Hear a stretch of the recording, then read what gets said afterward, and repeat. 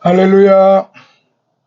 지난 시간에 이어서 오늘도 요한계시록 6장 이제 3절로부터 4절에 있는 말씀 이제 이어가도록 하겠습니다. 지난 시간에 본문 말씀을 3절 4절을 같이 보셨는데 다시 한번 함께 보시겠습니다.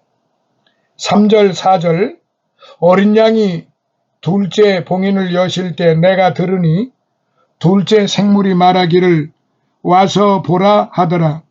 이에 붉은 다른 말이 나오는데 그 위에 앉은 자에게 그 땅에서 평화를 제거하고 그들에게 서로 죽이는 권세가 주어졌고 또 큰 칼도 주어졌더라 말씀입니다. 3절 4절부터 이제 시작하겠습니다. 이어가겠습니다. 붉은 말 히포스 필로스 히포스 필로스 어린 양이 둘째 인을 떼실 때 둘째 생물이 와서 보라고 하였습니다. 이때 요한은 붉은 다른 말이 나오는 것을 보았습니다. 이 붉은 말은 다음 절과 연관하였을 때 붉은 피를 흘리는 전쟁이라는 견해의 의견이 일치합니다. 그러나 이 전쟁이 어느 때의 전쟁이냐는 견해에 대해서는 해석이 일치하지 못하나 미래적 해석파에서는 적그리스도의 출현으로 앞으로 있게 될 사람 3분의 1이 죽는 둘째 화의 전쟁과 인류의 마지막 전쟁인 아마겟돈 전쟁으로 보고 있습니다.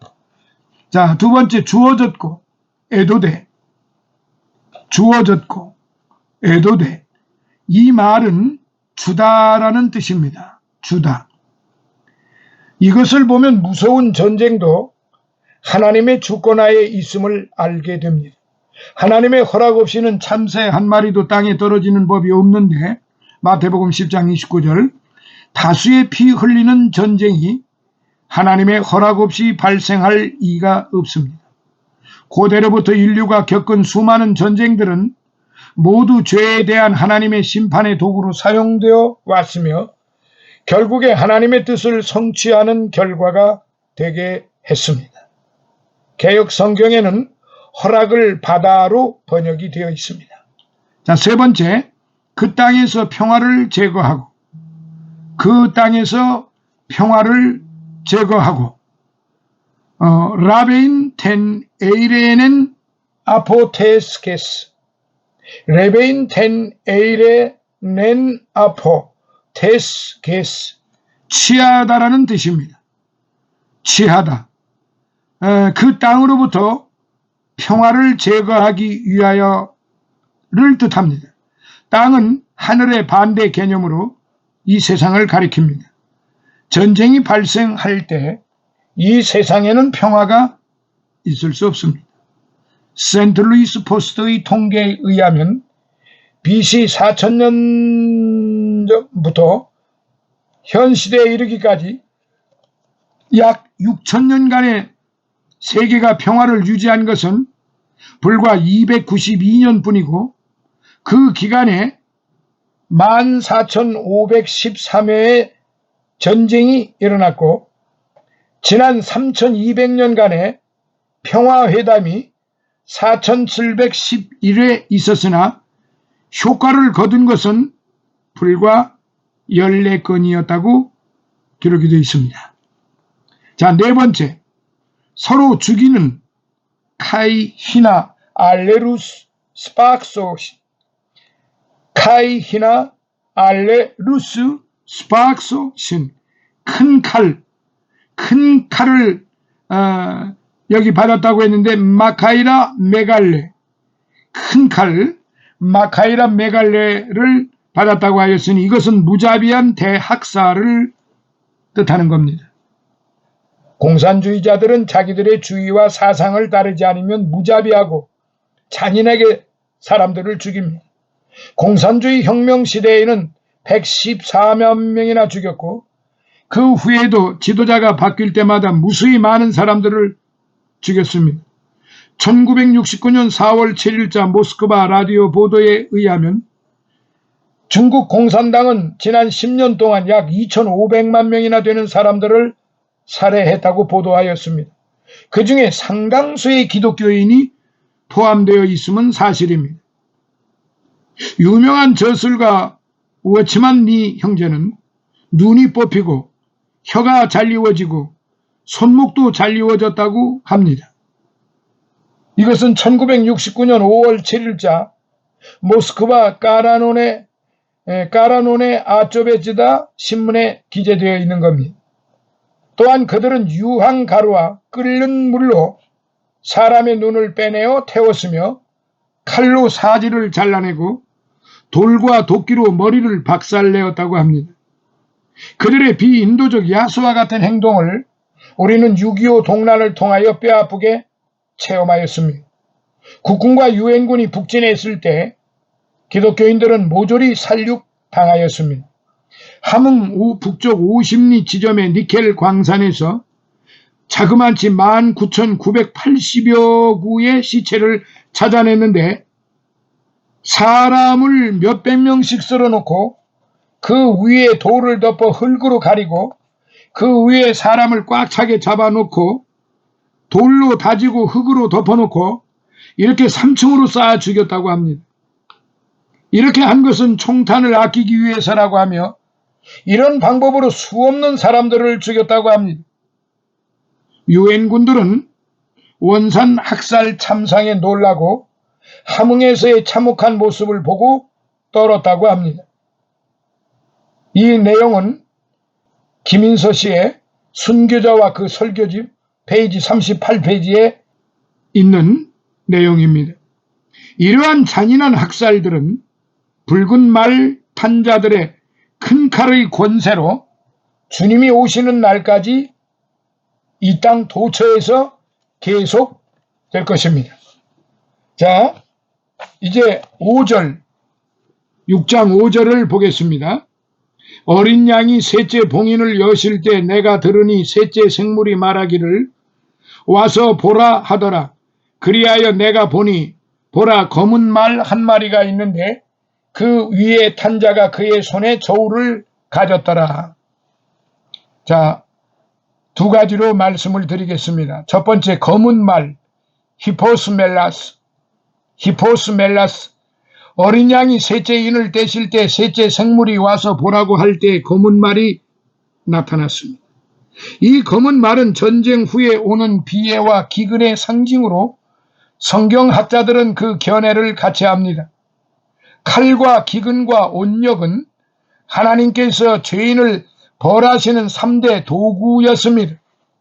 최근 세계보건기구의 발표에 의하면 세계 인구의 8억이 굶주림에 허덕이고 있다고 했습니다.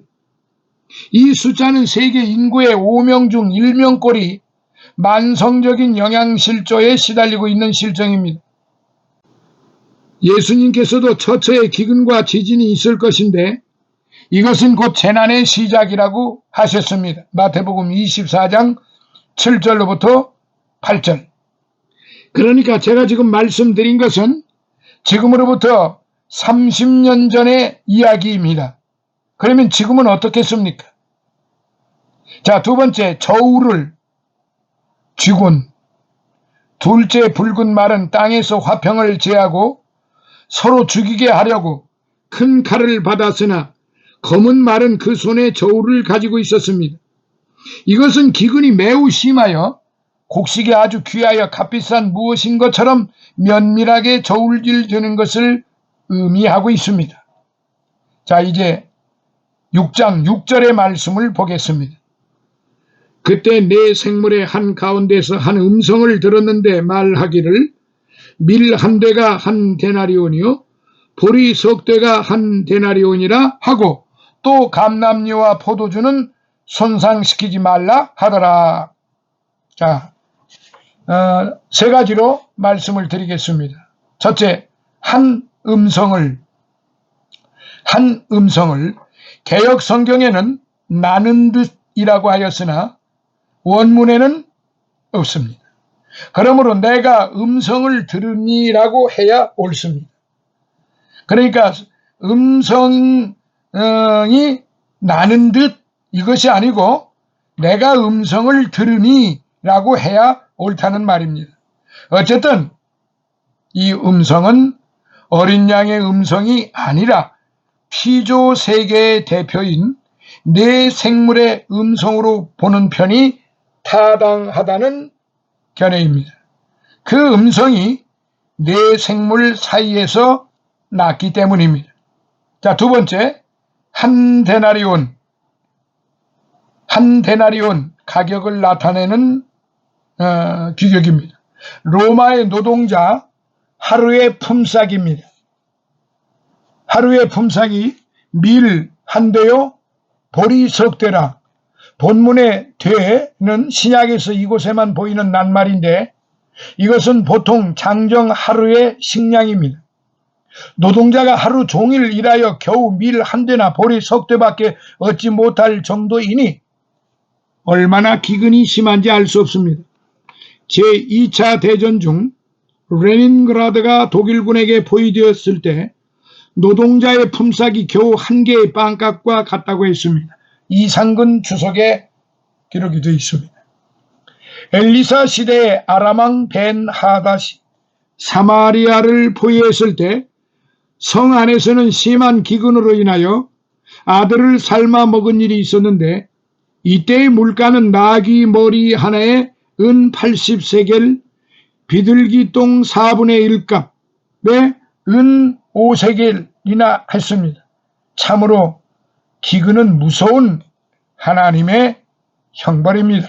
자, 세 번째, 손상시키지 마라. 메 아디케세스. 해치다 라는 그 가정법인데요. 한 데나리온의 밀 한 대, 한 데나리온의 보리 석 대 하는 심한 기근 시에도 성도들에 대한 하나님의 보호를 뜻하는 동시에 검은 말 탄 자의 악한 계획에 대한 하나님의 제지를 의미합니다. 감람류와 포도주는 영적으로 성령과 그리스도의 보혈 언약을 상징합니다. 사도행전 10장 38절, 누가복음 22장 20절. 이 두 가지는 기독교의 본질입니다. 포도주는 사람의 마음을 기쁘게 하고 기름은 사람의 얼굴을 윤택해 하고 곡식 즉 말씀은 사람의 마음을 힘있게 합니다. 시편 104편 15절. 아무리 무서운 기근의 날이 닥쳐온다 하더라도 그리스도의 피로 속죄함을 받고 성령의 기름 부음을 받은 성도들은 하나님께서 반드시 보호하여 주신다는 약속입니다. 이것은 진노 중에도 긍휼을 베푸시는 하나님의 배려입니다. 하나님께서 택한 자들을 위하여 그 날들을 감화하신다고 하셨습니다. 마태복음 24장 22절. 자, 이제 6장 7절로부터 8절을 보겠습니다. 어린 양이 넷째 봉인을 여실 때 내가 넷째 생물의 음성을 들었는데 말하기를 와서 보라 하더라. 이에 내가 보니 보라 창백한 말 한 마리가 있는데 그 위에 탄 자의 이름은 사망이요 지옥이 그 뒤를 따르니 그들이 칼과 기근과 사망과 함께 땅의 맹수들로 땅의 4분의 1을 죽일 권세를 받았더라. 자, 첫 번째, 창백한 말. 어린 양 예수님이 넷째인을 떼실 때 넷째 생물에 오라는 소리와 함께 창백한 말이 나왔습니다. 그 탄자의 이름이 사망인데 지옥이 그 뒤를 따르고 있습니다. 4대 병기 가운데에서 맨 마지막에 나오는 창백한 말의 재앙이 가장 심합니다. 그 말을 탄 자의 이름이 사망이고 그 뒤에 지옥이 따르고 있기 때문입니다. 이 창백한 말의 번역은 일정하지 않아요. 영어 성경에는 대부분 창백한 말로 번역이 되어 있고 NAB에만 옅은 초록으로 번역되어 있습니다. 일본어 성경에는 청백색 말, 중국 성경에는 회색 말로 번역이 되어 있습니다. 우리말 성경 가운데 공동 번역과 표준어 신약 성서에는 푸르스름한 말이라고 번역되어 있는데 이 번역이 원문에 가장 가까운 번역이라고 할 수 있겠습니다. 청황색 말은 고대 형용사입니다. 그래서 초록색 잔디를 또한 뜻하기도 합니다. 이 단어는 보드라운 초록색 잔디로부터 나온 것이며 본문에는 노란색에 초록색이 가미되어 있는 것을 뜻합니다. 고대 헬라어에서는 이 단어가 위에 두 가지 의미로 모두 사용되었으나 신약 성경에는 본문에서만 청황색이라는 뜻으로 사용되었습니다. 우리가 흔히 볼 수 있는 말은 밤색 계통의 것들이지만 본문의 말은 우리가 본 적이 없는 초록색 계통의 말입니다. 청황색 말을 탄 자의 이름은 곧 이 말의 특성을 나타내고 있는데 사망은 히브리어 데벨과 함께 연병 혹은 온역을 가리킵니다. 따라서 창백한 색깔의 말은 죽음과 공포의 상징입니다. 전쟁 후 기근이 따르고 거기에 온역이 겹치는 것은 흔히 있는 일입니다. 이 말씀은 예수님의 종말 교훈과도 잘 조화가 됩니다. 누가복음 21장 11절. 자, 두 번째, 그 위에 탄 자의 이름은 사망이요. 그 위에 탄 자의 이름은 사망이요. 창백한 말을 탄 자의 이름이 곧 그 말의 특징을 나타냅니다. 사망은 히브리어 데벨과 함께 연병 혹은 온역을 가리킵니다. 이것은 에스겔이나 예레미야 선지자의 예언과 잘 조화를 이룹니다. 에스겔서 14장 21절, 예레미야 14장 12절. 전쟁과 기근 후에 온역, 연병으로 죽는 일은 흔히 있었습니다. 이스라엘이 모압 여인들과 음행한 후에 연병으로 24,000명이 죽었습니다. 민수기 25장 9절. 로마에서는 하루에 10만 명이 죽는 일이 있었다고 합니다. 박윤선 목사님의 주석에 그렇게 기록이 되어 있습니다.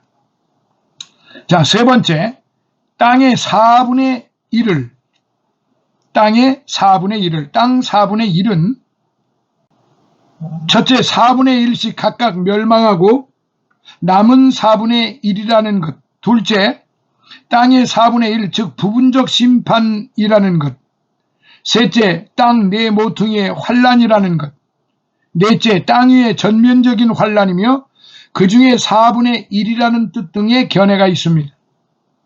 마지막 설이 가장 적합하다고 많은 학자들의 견해입니다. 그리고 땅이란 땅에 사는 사람을 가리킵니다. 칼과 기근과 사망과 땅의 짐승의 그 네 가지 세력에 대해 우리의 주의를 요하는 것은 땅 4분의 1의 권세는 창백한 말 혼자서 행하는 권세가 아니라는 점입니다. 그가 아니고 그들은 복수이기 때문에 네 병거를 지적하고 있습니다. 그 네 병거가 땅 4분의 1의 권세, 그들이 첫째 검, 붉은 말, 전쟁, 둘째 기근, 검은 말, 셋째 사망, 청황색 말, 넷째 짐승, 흰 말, 적그리스도. 자, 네 번째, 죽일 권세. 파괴하다, 죽이다라는 뜻. 그런데 에스겔서 14장 21절에 나오는 네 가지 재앙이 사용되었고, 또한 지옥, 하데스. 지옥은 죽은 자의 주소, 형벌의 장소, 지옥이다. 밑이 없는 가장 낮은 처소인데 거기는 구더기도 죽지 않고 불도 꺼지지 않는 영원한 형벌의 처소입니다. 마가복음 9장 48절. 지옥이 뒤를 따른다는 말은 사망의 마차가 종횡무진으로 떨치고 지나간 후에 쓰러져 죽임을 당한 수많은 자들을 모두 지옥으로 쓸어 넣는다는 뜻이니 얼마나 무서운 재앙인지 알 수 있습니다. 그래서 사람의 얼굴이 모두 창백해지고 잿빛이 되어버린 것입니다. 자, 다음 9절. 6장 9절의 말씀. 어린 양이 5째 봉인을 여실 때 내가 보니 제단 아래에는 하나님의 말씀과 그들이 가진 증거 때문에 죽임당한 자들의 혼들이 있는데, 자, 3가지로 말씀을 드리도록 하겠습니다. 이 부분은 굉장히 중요한 부분이고 많은 것을 우리가 살펴봐야 되고 깨달아야 하는 그런 부분이기도 합니다. 제단 아래에는 넷째 인의 환상이 지난 후 사도 요한은 어린 양이 5째 인을 떼실 때에 하나님의 말씀과 그들의 가진 증거를 인하여 죽임을 당한 자들의 영혼들이 제단 아래서 그들의 피에 대한 신원을 거룩하시고 참되신 대주제 하나님께 호소하는 장면을 보았습니다. 여기 제단은 하늘에 있는 참 성전의 제단으로 보아야 할 것입니다. 희생 제사의 피는 제단의 밑바닥까지 흐르기 때문에 아래라는 표현을 사용한 것입니다. 레위기 4장 7절. 향내가 나는 제단이 아니라 희생 제사의 제단입니다. 출애굽기 39장 39절, 40장 29절.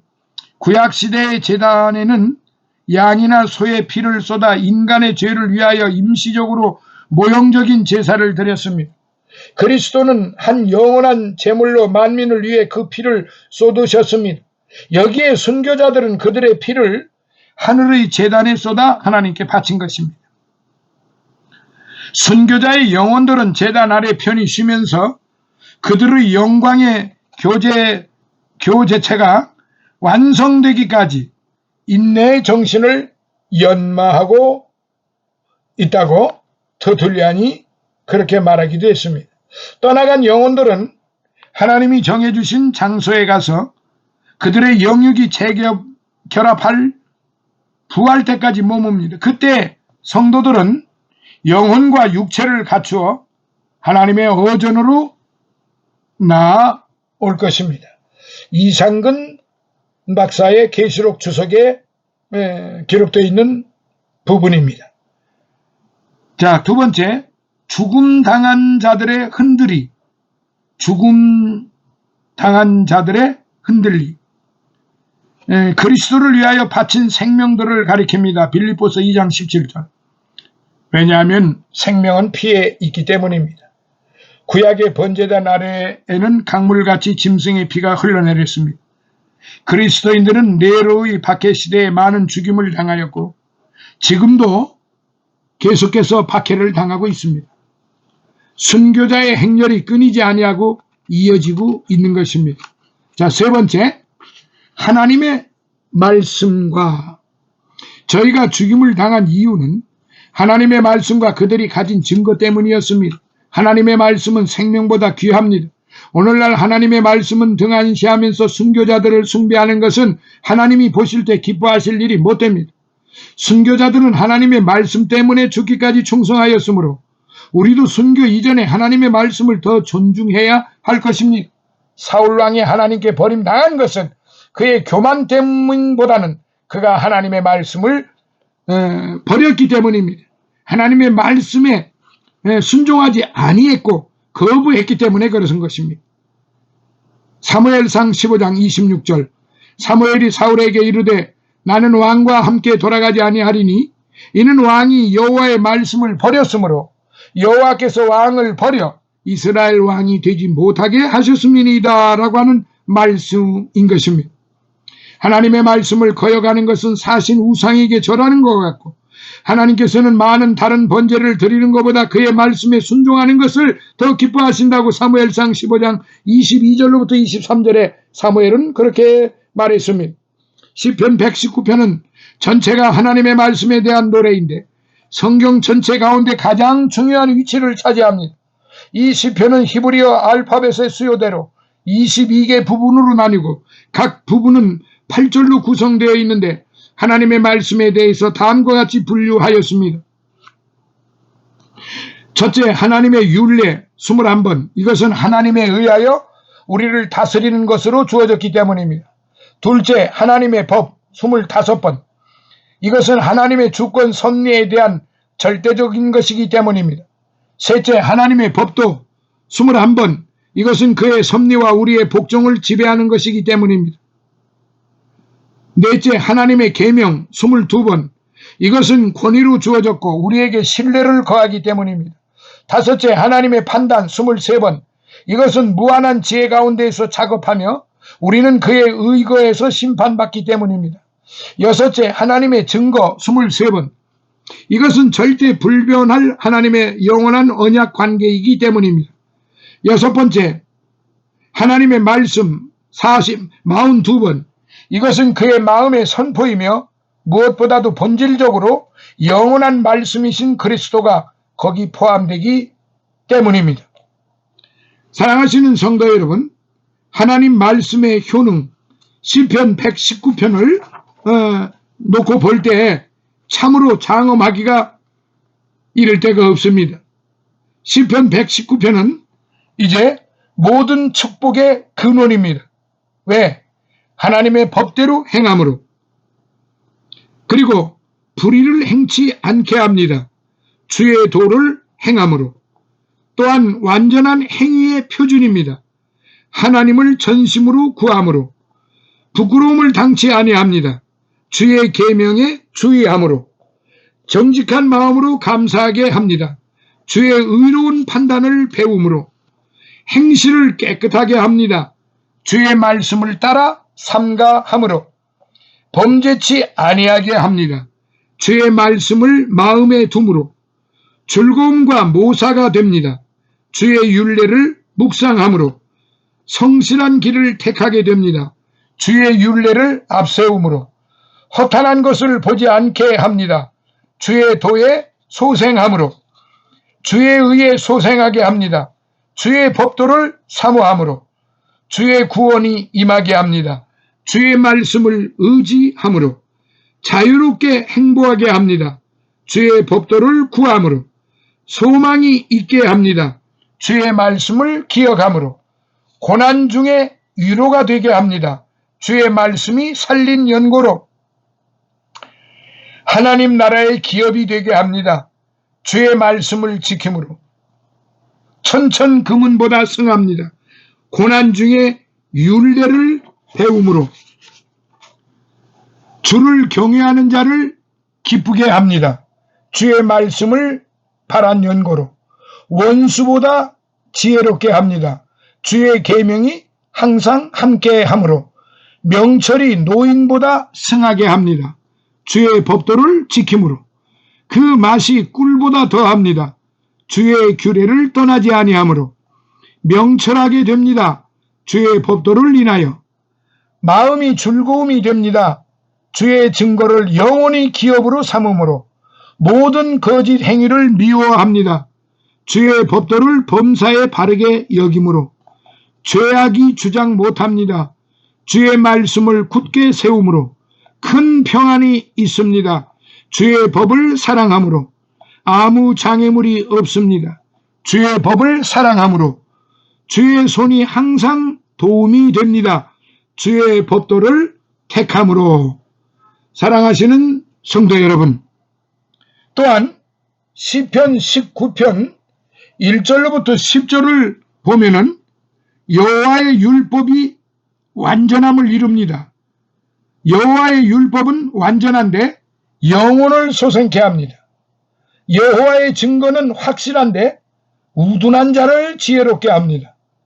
여호와의 규례는 정직한데 마음을 기쁘게 합니다. 여호와의 계명은 순결한데 눈을 밝게 합니다. 여호와의 경외하는 도 정결함인데 영원까지 이릅니다. 여호와의 명령은 확실합니다. 다 참되고 의롭습니다. 여호와의 자연 계시 온 땅에 가득합니다. 하나님의 영광을 선포합니다. 사랑하시는 성도 여러분, 오늘 저와 여러분들은 하나님의 말씀에 대한 태도가 분명해야 됩니다. 하나님의 말씀의 말씀에 대한 태도가 분명치 못하면은 올바른 신앙, 올바른 정직한 믿음, 올바른 신앙 생활을 할 수가 없습니다. 그렇기 때문에 다음과 같은 삶을 우리가 살아야 됩니다. 신속히 지키고 지체치 말아야 합니다. 잊지 않고 밤마다 일어나 감사해야 합니다. 말씀을 바라기에 피곤함이 없습니다. 고난 중에 있으나 잊지 아니합니다. 사랑함으로 종일 묵상합니다. 발을 금하여 악한 길로 행치 아니합니다. 모든 거짓 행위를 미워합니다. 악인이 덫을 놓을 때도 말씀을 떠나지 아니합니다. 두 마음을 품은 자를 미워합니다. 주의 말씀을 바랍니다. 항상 주의합니다. 사모하기에 피곤합니다. 정금보다 더 사랑합니다. 사모함으로 입을 열고 헐떡입니다. 눈물이 시냇물처럼 흐릅니다. 고난과 고통 중에 즐거워합니다. 새벽 전에 부르짖습니다. 야경이 깊기 전에 깨어 일어납니다. 전부터 말씀을 궁구합니다. 핍박하는 원수가 많으나 말씀을 떠나지 않습니다. 말씀을 안 지키는 범죄자들을 슬퍼합니다. 주의 말씀을 경외합니다. 많은 탈취물을 얻은 것보다 더 기뻐합니다. 거짓을 미워하며 싫어하고 말씀을 사랑합니다. 하루 7번 찬양을 합니다. 지키고 지극히 사랑합니다. 주의 말씀을 노래합니다. 주의 계명을 잊지 아니합니다. 이것이 바로 시편 119편에 나와 있는 하나님의 말씀에 대한 성도들의 올바른 태도인 것입니다. 이 말씀을 마음속에 깊이 새기고 날마다 되놓으시기를 바랍니다. 네 번째, 그들이 가진 증거는 곧 그리스도에 대한 증거입니다. 증거는 법정 증거와 관계된 수로이므로 증인은 증거에 대한 책임을 지는 법입니다. 그는 누가 죽인다고 할지라도 그 증거를 취소하지 못합니다. 이런 의미에서 볼 때 복음의 증인은 그 증거하는 사실에 확신을 가지고 생사를 같이 합니다. 그러므로 복음의 증인은 원칙상으로 벌써 죽은 사람입니다. 박윤선 박사의 증언입니다. 사도 바울은 주 예수께 받은 사명, 곧 하나님 은혜의 복음을 증거하는 일을 마치려 하면은 자기의 생명을 조금도 귀한 것으로 여기지 아니한다고 하였습니다. 사도행전 20장 24절에 복음 증거의 사명은 생명보다 더 위대합니다. 마지막 때에 나타날 두 증인은 1260일 동안 자기들의 예언 증거 기간이 마치게 될 때 짐승에게 죽임을 당합니다. 계시록 11장 7절. 사도 요한은 하나님의 말씀과 예수의 증거로 인하여 판모섬에 있었습니다. 계시록 1장 9절. 그리고 자기의 본 것을 다 증거하였습니다. 신약의 최초의 순교자 침례 요한, 사도 요한은 예수님을 증거하다가 헤롯의 칼에 죽임을 당했고, 스데반 집사는 예수님의 부활을 증거하다가 순교하였습니다. 사도행전 7장 53절로부터 60절. 마지막 때 순교자들은 그들이 증거하는 말로 4대의 병마를 모두 이겨야 순교자의 영광스러운 반열에 서게 되는 것입니다. 할렐루야. 오늘은 여기까지입니다. 38번째 시간을 마치고 다음 시간은 39번째로 여러분을 만나보도록 하겠습니다. 10절로부터 다음 시간에 이어지겠습니다. 할렐루야.